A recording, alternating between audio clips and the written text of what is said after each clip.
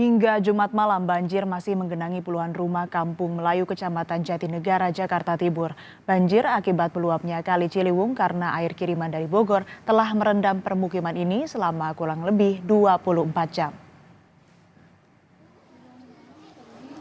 Beginilah kondisi banjir yang merendam puluhan rumah di 3 RT di RW 4 Kelurahan Kampung Melayu Kecamatan Jatinegara, Jakarta Timur pada Jumat malam.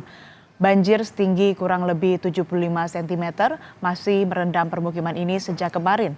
Meski aktivitas terganggu akibat banjir ini, warga belum mau mengungsi. Mereka masih memilih bertahan di rumah mereka dan tinggal di lantai 2 rumah mereka masing-masing.